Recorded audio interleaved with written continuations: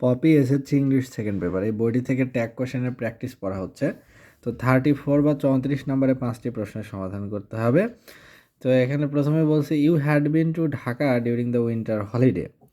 শিল্পী, যে তুমি ঢাকায় ছিলে উইন্টার হলিডেতে, তাহলে ইউ হ্যাড বিনের ট্যাগ হবে হ্যাডেন্ট, হ্যাডেন্ট ইউ।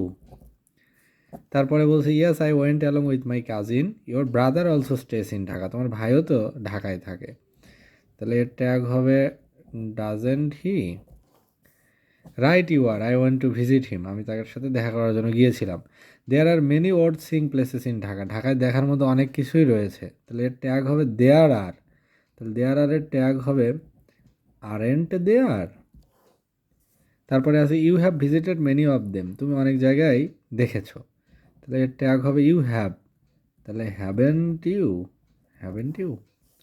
তারপর আছে yes but I have some bitter experience, কিন্তু আমার কিছু তিক্ত অভিজ্ঞতা রয়েছে।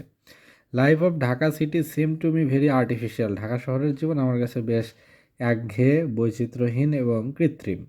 I think you will be on with me, তাহলে ইউ উইল বির ট্যাগ হচ্ছে ওন্ট ইউ।